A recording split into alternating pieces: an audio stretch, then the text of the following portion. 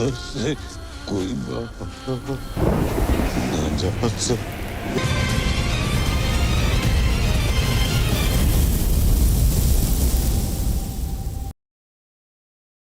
साल 2024 में बॉलीवुड ने एक रियल लाइफ इंसिडेंट पर बनी एक ऐसी हॉलीवुड टाइप सिनेमैटिक फिल्म बनाई थी जिसकी वजह से सऊदी अरेबिया के अंदर एक हलचल मच गई थी, और इस फिल्म का नाम था गोट लाइफ।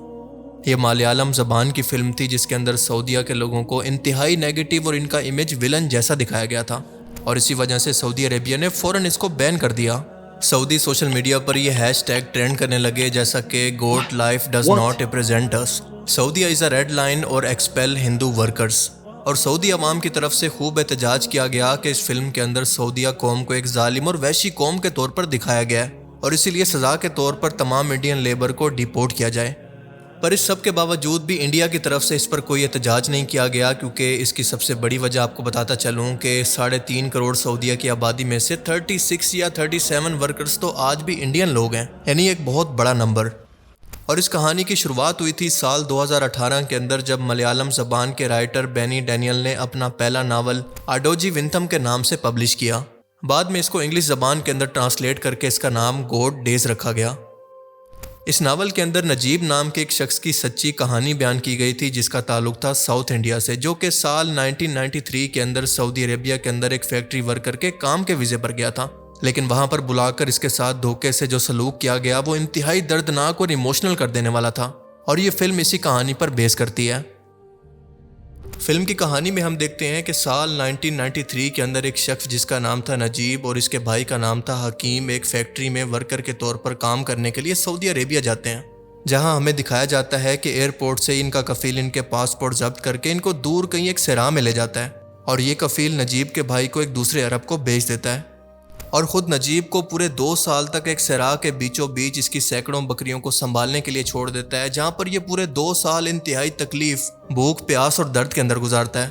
ये कफील इसको बहुत मारता है और इस पर कई तरह के जुल्म करता है। खाने के तौर पर इसको एक मोटी रोटी जो कि आधी कच्ची होती है वो दी जाती है और पानी दिया जाता है, जबकि इसके कंपनी के तमाम पेपर्स जो कि इसके कॉन्ट्रैक्ट के थे तमाम फाड़ दिए जाते हैं। इसी जगह पर हम एक और बूढ़े आदमी को देखते हैं जो कि जवानी में यहाँ पर आया था और ये भी इंडियन था, और इसी तरह से बूढ़ा होकर ये रेत के अंदर इसी जगह पर मर जाता है, लेकिन इसके कफील को इसकी लाश तक की परवाह नहीं होती, क्योंकि वो उसको मरने के लिए सराह में छोड़ देता है जहाँ पर गिद्धें इसको नोच नोच कर खाने लगती हैं। यह सहराई इलाका शहर से और रोड से इतना दूर था कि इसके आसपास से कोई गुजरता भी नहीं था। अब नजीब ये जहन्नुम जैसी ज़िंदगी देखकर यहाँ से भागने की कोशिश करता है, तो इसका मालिक ऊँट पर इसका पीछा करता है और अपनी बंदूक से इस पर गोली चलाता है, लेकिन नजीब बच जाता है। पर फिर ये कफील इसकी एक टांग को तोड़ देता है ताकि ये दोबारा ना भाग सके। कहानी में आगे जाकर हम देखते हैं कि कुछ ही टाइम के बाद नजीब को अपना भाई हकीम मिलता है, जो कि पास ही सराह के अंदर इसी की तरह की एक गुलाम की ज़िंदगी गुजार रहा होता है। हकीम इसको आकर एक ख़त देता है जिस पर यह लिखा होता है कि पास ही इब्राहिम नाम का एक शख्स है जो कि यहाँ के तमाम रास्तों से वाकिफ़ है और वो हमें यहाँ से भगाने के लिए मदद करने पर तैयार है। फिर आखिरकार वो टाइम आ जाता है जब इनका मालिक शहर के अंदर एक शादी को अटेंड करने के लिए जाता है, तो ये तीनों मौका देखकर यहाँ से भागने की कोशिश करते हैं। ये तीनों लोग प्यास की शिद्दत, सांपों से भरे सराह और तपती धूप के अंदर रोड की तलाश के अंदर निकल पड़ते हैं। हकीम भूख, प्यास और तकलीफ से वहीं गिरकर सहराई तूफान के अंदर दफन हो जाता है।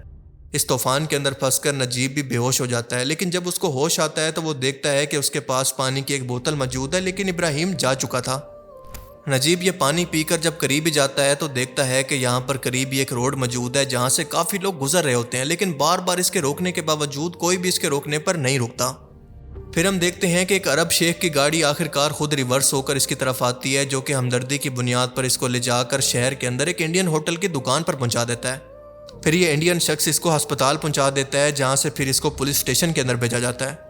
पुलिस स्टेशन के अंदर इसका कफील इसकी पहचान के लिए आता है, लेकिन ये कहकर वापस चला जाता है कि मैंने तुम्हें स्पॉन्सर नहीं किया था, अगर मैं तुम्हारा कफील होता तो तुम्हें ज़रूर वापस ले जाता, लेकिन अफसोस कि मैंने तुम्हें स्पॉन्सर नहीं किया। मुझे तो बस अपने लिए एक वर्कर की तलाश थी और तुम मुझे मुफ्त में मिल गए, लिहाजा मैंने तुम्हारा फ़ायदा उठाया। इसके बाद हम अगले सीन के अंदर देखते हैं कि नजीब को प्लेन से वापस इंडिया दोबारा भेजा जाता है और बस कहानी यहाँ पर ख़त्म हो जाती है। पर दोस्तों हकीकत यह है कि ये असल कहानी का सिर्फ आधे से भी कम हिस्सा है, क्योंकि असल कहानी इसके बाद शुरू होती है اور اسی وجہ سے یہ ایک بہت بڑی پروپیگنڈا فلم ہے جو کہ صرف سعودی نہیں بلکہ مسلمانوں کی مخالفت اور نفرت کے اندر بنی ہے، تاکہ مسلمان قوم کو دنیا کے اندر ولن اور وحشی قوم دکھایا جا سکے، جو کہ مودی سرکار اپنے ملک کے اندر تو کر رہی ہے لیکن ساتھ ساتھ انٹرنیشنل پولیٹکس کے اندر ہر اس ملک کے خلاف بھی کھڑی ہے جو مسلمان ہے۔ مثال کے طور پر ایران، پاکستان، سعودی عربیہ، قطر، اور کھڑی ہے تو امریکہ اور اسرائیل کے ساتھ یا پھر فرانس جیسے ملکوں کے ساتھ، چاہے وہ صحیح کریں یا پھر غلط۔ اسی طرح سے اس فلم کا مقصد سعودیہ کے امیج کو دنیا کے اندر خراب کرنا تھا، یعنی جس تھالی کے اندر یہ لوگ کھا رہے ہیں اسی کے اندر چھید کرنے کی کوشش کی۔ پر اب مسئلہ یہ ہو گیا ہے کہ ان 27 لاکھ لوگوں کو جو کہ سعودیہ کے اندر آلریڈی روزگار کما رہے ہیں، جاب کر رہے ہیں، ان کو انڈیا کے اندر کون روزگار دے گا؟ اسی وجہ سے یہ سعودیہ کی طرف سے بین اور سخت تنقید کو بھی برداشت کر گئے، اور اپنی وضاحت کے اندر یہ کہتے رہے کہ یہ فلم کسی مذہب کے خلاف نہیں تھی بلکہ انسانیت پر ہونے والے ظلم کے خلاف تھی۔ اس فلم کی زیادہ تر شوٹنگ ہوئی تھی اردن کے علاقے کے اندر، اور اسی فلم کے اندر اردن کے ایک ایکٹر جن کا نام تھا عاکف نجم، جنہوں نے فلم کے اندر ایک رحم دل سعودی کا کردار ادا کرتے ہوئے نجیب کو لفٹ دی تھی، انہوں نے بھی بعد میں سعودی عوام سے معذرت کی اور کہا کہ جب انہوں نے یہ کردار کیا تو ان کو معلوم ہی نہیں تھا کہ اس فلم کی اصل کہانی ہے کیا۔ دیکھیں، سب سے پہلی بات تو یہ ہے کہ دنیا میں جہاں پر بھی انسانی معاشرہ آباد ہے وہاں پر اچھے اور برے دونوں طرح کے لوگ موجود ہوتے ہیں، تو کیا ہم کسی ایک شخص کے ظلم و زیادتی کو بنیاد بنا کر پوری قوم کو ظالم اور قصوروار کہہ سکتے ہیں؟ اور یہی اس فلم کے اندر کیا گیا ہے۔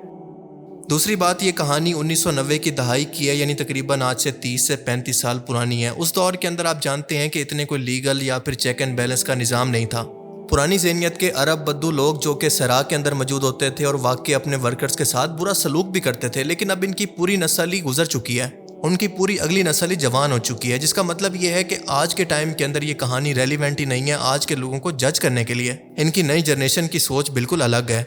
اور اگر آپ کو یہ میرا پوائنٹ ویلڈ نہیں لگتا تو آپ خود سوچ کر دیکھیں کہ آج تو ہر غریب سے غریب بندے کے پاس، ورکر کے پاس بھی اسمارٹ فون موجود ہے۔ اگر سعودی عربیہ کے اندر آج بھی ورکرز پر اس طرح سے ظلم ہو رہا ہوتا تو کیا آپ کو اس طرح کی ویڈیوز پورے سوشل میڈیا پر دیکھنے کو نہ ملتی؟ پوائنٹ یہ ہے کہ اگر کروڑوں میں سے کوئی ایک شخص ایسا ہوتا ہے جو کہ ظلم کرتا ہے، قانون کو توڑتا ہے، تو کیا اس کی وجہ سے باقی لوگوں کو ظالم کہنا یہ کہاں کا انصاف ہے؟ آپ سوچ کے دیکھیں کہ اگر اس کیس کو ریورس کر دیا جائے، یعنی ایک سعودی ورکر انڈیا کے اندر کام کرنے آئے اور کوئی انڈین شخص اس پر ظلم کرے، تو کیا ہم یہ کہہ سکتے ہیں کہ پوری ہندو قومی ظالم اور ولن ہے؟ اور تیسری اور سب سے بڑی بات کہ خود کہانی کے ہی مطابق نجیب کو دھوکہ دیا گیا تھا، یعنی اس کا ویزا ایک فیکٹری ورکر کا نہیں تھا بلکہ وہاں موجود ایجنٹ نے اس کو دھوکہ دے کر، اس کو جھوٹا ویزا دے کر جان بوجھ کر صحرا کے اندر پھنسایا تھا۔ تو سوال پیدا ہوتا ہے کہ یہاں پر اصل ولن کون ہے؟ اور خود اس فلم کی کہانی کے اندر موجود ہے کہ نجیب کو یہاں سے نکلنے میں مدد کرنے والا شخص ابراہیم خود بھی ایک مسلمان تھا، اور ایک سعودی مسلمان نے اس کو لفٹ دے کر بچا کر پولیس کے پاس پہنچایا، اور مسلمانوں کی پولیس نے اس کو واپس اپنے ملک کے اندر بھیجا۔ تو سوال یہ پیدا ہوتا ہے کہ ایک برے کفیل کی وجہ سے پوری سعودی قوم کو بدنام کرنا صرف بددیانتی نہیں تو اور کیا ہے؟ ہم دیکھتے ہیں کہ آج لاکھوں ایشیا کے لوگ سعودیہ کے اندر کام کر رہے ہیں، اپنی زندگیوں کو بدل چکے ہیں، وہاں پر سیٹل ہیں، خوش ہیں، ان کے کفیل انتہائی رحم دل اور ان کا احساس کرنے والے لوگ ہیں۔ اگر یہ لوگ آج کے ٹائم کے اندر اتنا ظالم ہوتے تو کون وہاں پر اپنے خاندان سمیت پوری عمریں وہاں پر گزارنے کی خواہش کرتا؟ یعنی یہ فلم ایک پروپیگنڈا اور بددیانتی پر بنی فلم تھی جو کہ مسلمانوں کا امیج دنیا کے اندر خراب کرنا چاہتی تھی، جس کو بین کر کے بہت ہی اچھا اور سخت جواب سعودی حکومت کی طرف سے دیا گیا۔ اور آپ کو مزے کی بات بتاؤں کہ یہ ناول بذات خود ایک پروپیگنڈا تھا، کیونکہ اس کے اندر آدھی کہانی سنائی گئی ہے جو کہ اصل کہانی سے بالکل مختلف ہے۔ اصل واقعہ یہ ہے کہ 1990 کی دہائی کے اندر ہفتر الباطن کے علاقے کے اندر یہ واقعہ واقعی پیش آیا تھا، جب اسی نجیب نے جو کہ پہلے ہندو تھا اپنے کفیل کے ظلم سے تنگ آ کر لڑائی کے دوران کوئی چیز اس کے سر پر مار کر اپنے کفیل کو مار دیا تھا۔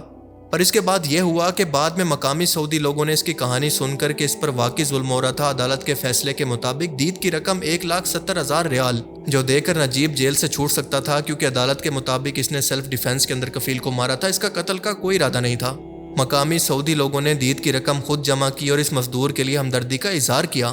اور خود اس کفیل کے گھر والوں نے رقم لینے کی بجائے اللہ کی رضا کے لیے نجیب کو معاف کر دیا اور دید کی رقم بھی اسی کو دے دی کہ 5 سال جو اس نے یہاں پر تکلیف کے اندر گزارے یہ اس کا بدلہ ہے، حالانکہ فلم کے اندر صرف 2 سال دکھائے گئے ہیں۔ اور یہ بندہ آیا تو ہندو تھا لیکن مسلمانوں کے اس حسن سلوک کی وجہ سے بعد میں مسلمان ہو گیا تھا۔